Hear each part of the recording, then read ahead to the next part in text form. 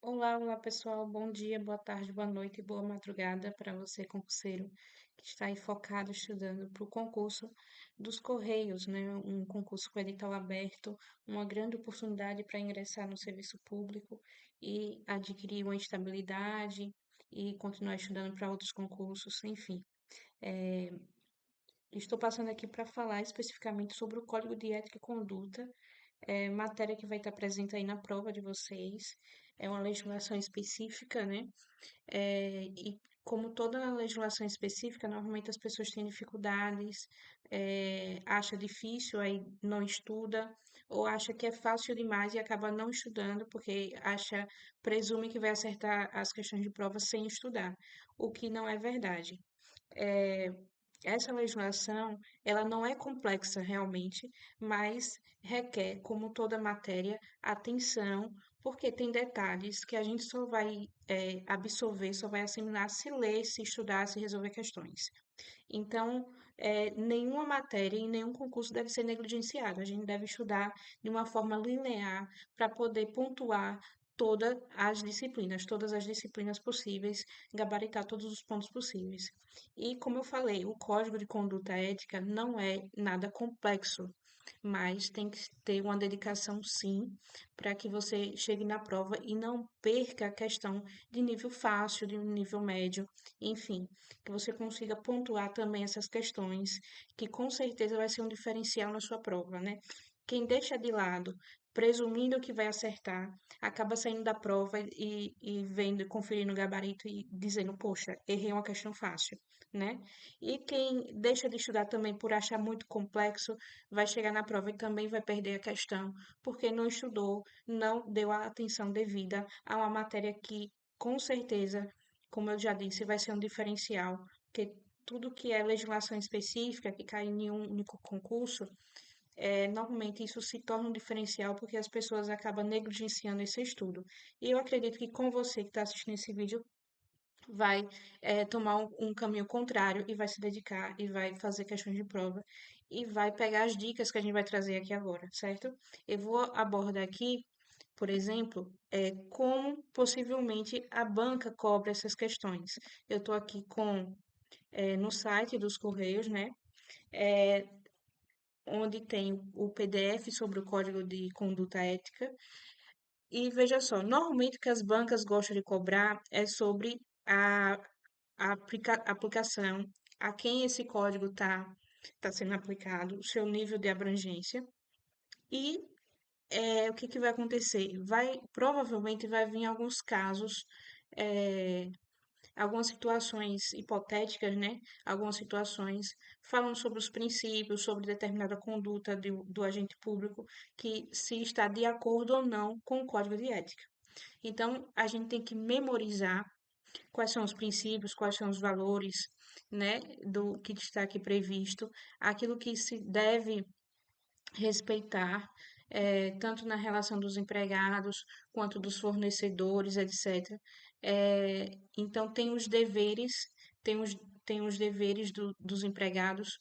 Então, tudo isso pode se tornar uma situação hipotética, um caso hipotético, para questionar o candidato se está de acordo ou não com o código de ética.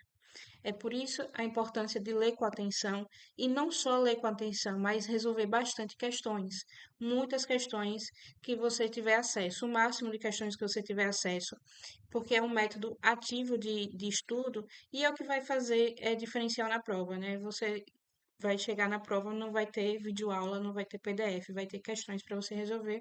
Então, a gente vai trazer aqui questões inéditas sobre o Código de Ética e Conduta. Assim como vai ter um material disponível para quem quiser se dedicar realmente, tem um material aqui que eu elaborei 150 questões inéditas para vocês estudar a um preço muito acessível, né?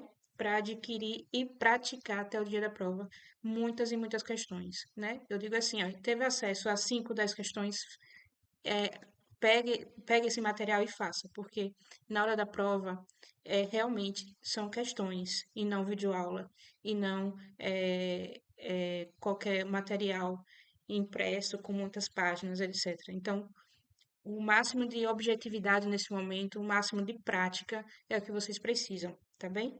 Então, aqui não é um código extenso, mas é um código, com certeza, rico em detalhes, rico em informações, que a banca pode elaborar muitas e muitas questões. Outro tópico importante, com certeza, se diz respeito aqui, ó, a questão da comissão ética e as penalidades que podem ser aplicadas aqui no âmbito administrativo. Com certeza vai vir alguma questão de prova falando aqui sobre essas penalidades, tá bem? Então, basicamente, é isso. Não é nada complexo, mas vamos às questões que eu separei aqui agora, 10 questões para a gente fazer rapidinho, questões inéditas, para que a gente possa ter noção do que pode vir a ser cobrado na hora da prova, tá bem? Questão número 1 diz o seguinte: um empregado dos Correios que atua em uma posição de liderança oferece favores a um prestador de serviço para obter vantagens indevidas em troca de facilitação em contratos. Qual das seguintes medidas deve ser aplicada à conduta do empregado conforme o Código de Conduta Ética e Integridade dos Correios? Gente, segundo o Código de Ética, nessa situação aqui hipotética, será a pena de censura que será aplicada pela comissão de ética, ok? Essa é a nossa resposta, o nosso gabarito. Eu trouxe abaixo aqui a fundamentação, que vai estar justamente no artigo 12, inciso 2º. Ó, vamos aqui só conferir artigo 12, lá no finalzinho, né? Inciso 2º, ó, compete à comissão de ética da empresa apurar a denúncia ou de ofício conduta em desacordo com as normas éticas pertinentes e aplicar a censura previstas em norma seu funcionamento conforme o caso. Então, esse é o fundamento para a nossa questão lá número 1, artigo 12, inciso 2º. Esse artigo eu reputo de muita importância porque, como está tratando das penalidades previstas, é um tema muito relevante aí, administrativamente falando, né? Porque quando houver um desrespeito a esse código, haverá a aplicação de penalidades. Então, esse artigo que trata das penalidades é muito importante para a gente saber como é que ele se comporta, tá bem? Vamos aqui para a próxima questão, questão número 2. Durante uma negociação com o fornecedor, um empregado dos Correios solicita um presente como forma de agradecimento pela agilidade nos processos internos. Tal conduta, segundo o Código de Conduta Ética e Integridade, é permitida desde que o presente não ultrapasse o valor de R$ 100, proibida independentemente do valor do presente, permitida apenas se o presente for dado em data comemorativa.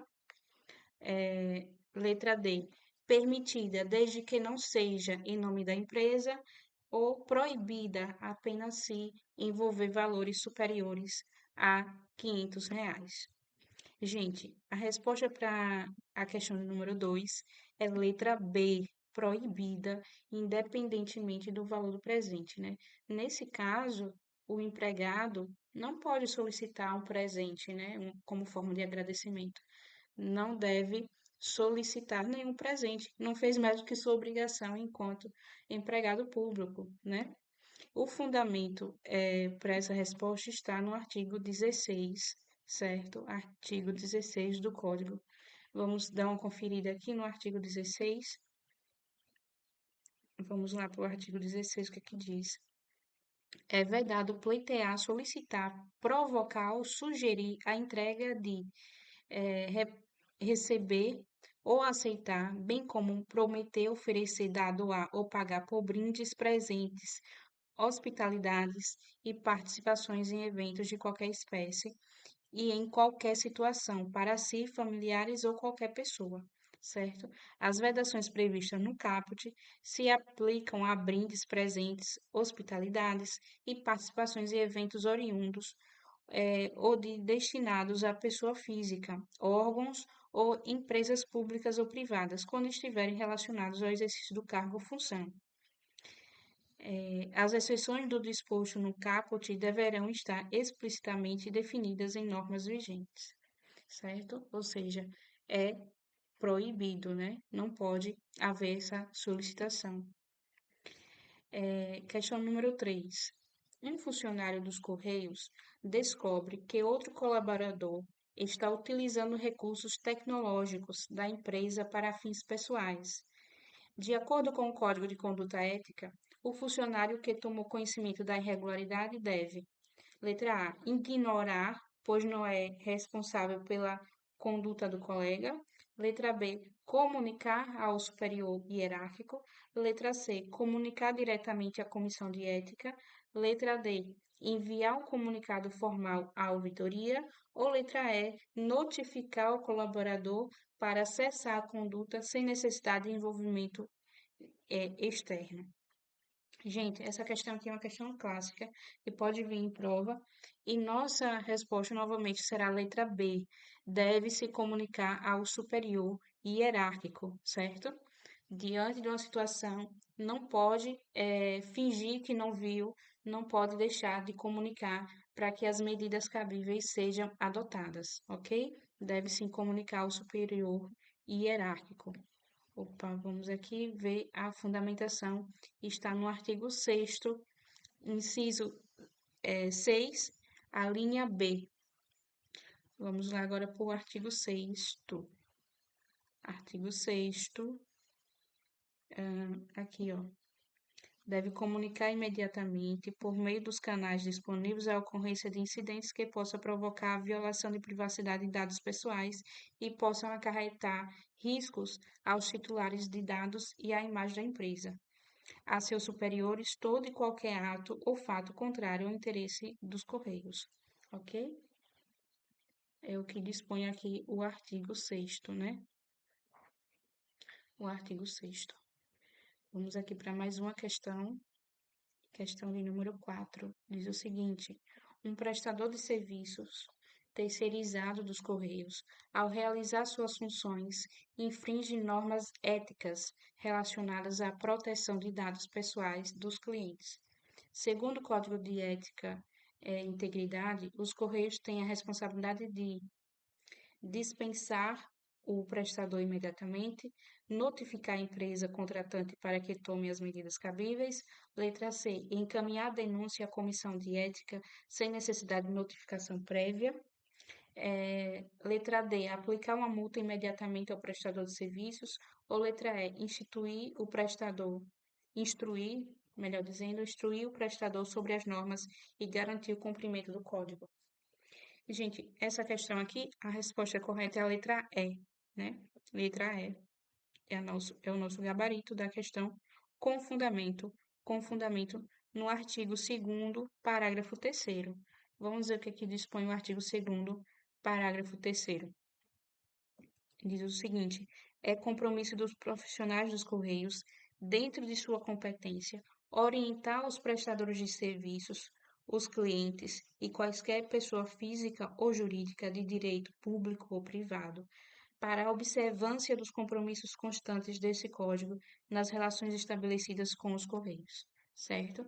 Esse é o nosso fundamento da questão número 4, ok?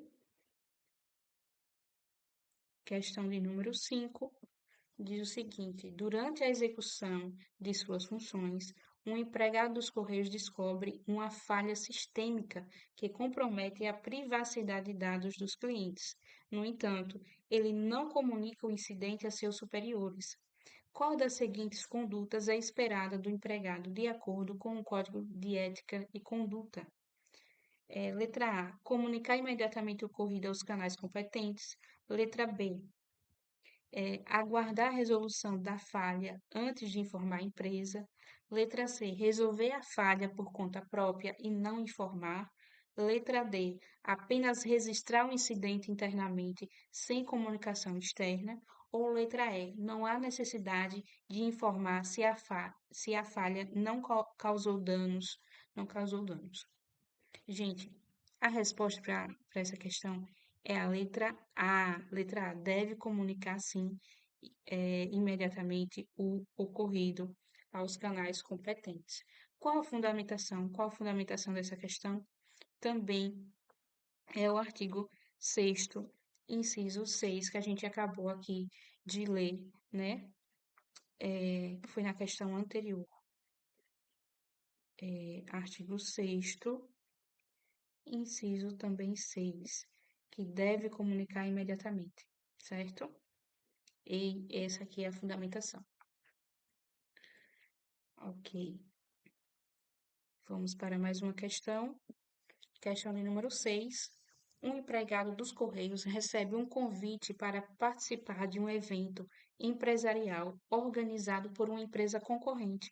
De acordo com o Código de Conduta Ética e Integridade, o empregado pode aceitar o convite desde que não envolva vantagens financeiras? Pode aceitar o convite desde que comunique aos seus superiores? Só pode participar com autorização da comissão ética? Deve rejeitar o convite, pois pode gerar conflito de interesses? Ou letra E, deve aceitar o convite, pois faz parte de seu papel nas relações de mercado. Gente, o gabarito aqui da questão número 6 é justamente a letra D. Deve rejeitar o convite, pois pode gerar conflito de interesses, ok?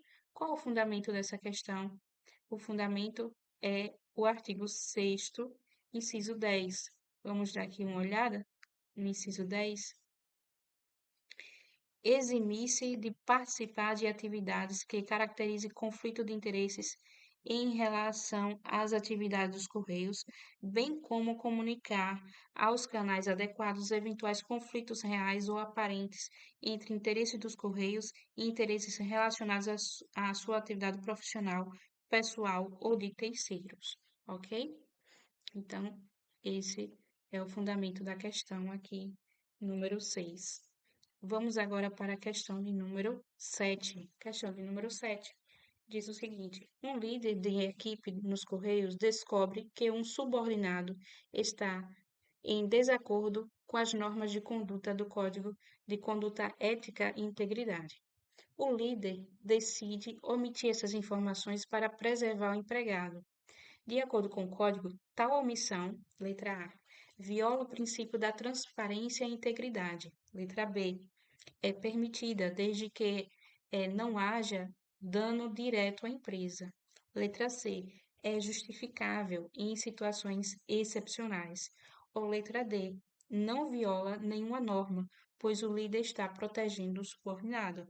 Ou letra E, ou letra E, é aceitável se o subordinado for empregado em período de experiência. Gente, o gabarito da questão número 7 é justamente a letra A. Viola o princípio da transparência e integridade. E aí você me pergunta, Ed, onde é que está o fundamento dessa questão? Artigo 4, inciso 7. Vamos conferir? Artigo 4, quarto, inciso 7. Vamos só? Olha, os Correios adotarão os seguintes princípios éticos, sem exclusão de quaisquer outros que estejam implicitamente inseridos nesse código, certo? E aqui fala da transparência, visibilidade dos critérios que norteiam as decisões e as ações mediante comunicação objetiva, ágil e acessível, observados os limites do direito à confidencialidade, ok? Então, esse é o nosso gabarito da questão número 7. Questão de número 8. Questão de número 8. Um empregado dos Correios, ao concluir um contrato com um fornecedor, recebe um presente de R$ 150 como forma de agradecimento. O que deve ser feito com o presente, de acordo com o Código de Conduta Ética e Integridade? Letra A. O empregado pode ficar com o presente, pois o valor é considerado simbólico. O presente deve ser recusado imediatamente. Letra C. O presente deve ser incorporado ao patrimônio dos Correios ou doado a instituições de caridade. Letra D. O presente deve ser aceito, desde que seja comunicado à comissão de ética. Ou letra E. O presente deve ser devolvido ao fornecedor. Gente, o gabarito da nossa questão aqui é letra C, ok? Letra C. O presente deve ser incorporado ao patrimônio dos Correios ou doado a instituições de caridade. Qual o fundamento? Qual o fundamento nessa questão? Artigo 17, parágrafo único. Então, vamos lá ao artigo 17, parágrafo único, que diz o seguinte: brindes que ultrapassem o valor unitário de R$ 100 serão, conforme sua natureza, incorporados ao patrimônio dos Correios ou doados a instituições de caridade. Gente, esse artigo 17 também é muito relevante aqui para elaborar questões de prova, certo? Porque está falando justamente daquilo que é permitido, a margem de aceitação sobre brindes, né? Isso normalmente é cobrado quando se fala em código de ética. Aquilo que é permitido, aquilo que é proibido, que traz uma certa ressalva na legislação, normalmente é objeto de prova. E como está se falando aqui de conduta ética, é muito importante quando se fala de presentes, de brindes. Normalmente as bancas gostam de elaborar uma questão de prova. Principalmente também que tem esse valor aqui máximo, né, de R$ 100, que se torna aceitável. Como a questão falou que o valor do presente era de R$ 150, então ultrapassou o valor, né? E nesse caso vai ser incorporado ao patrimônio dos Correios ou doado a uma instituição de caridade, ok? Questão de número 9. Questão de número 9 diz o seguinte: avaliar as propostas de empresas fornecedoras em uma licitação. Uma das empresas é de um parente próximo. O empregado não informa o vínculo familiar e participa da avaliação. Segundo o Código de Ética e Integridade, essa situação caracteriza letra A, assédio moral, letra B, conflito de interesse, letra C, desvio de função, e aqui já veio a resposta sem querer. Letra D, nepotismo, ou letra E, conduta aceitável desde que a avaliação seja imparcial. Gente, a resposta com certeza seria a letra B, né? Conflito de interesses, né? Porque nesse caso, há um vínculo aí, né? Com um vínculo familiar que torna imparcial a conduta do agente público. A fundamentação está no artigo 6º, inciso 10, né? Artigo 6º, inciso 10, que a gente também já mencionou aqui em questão anterior.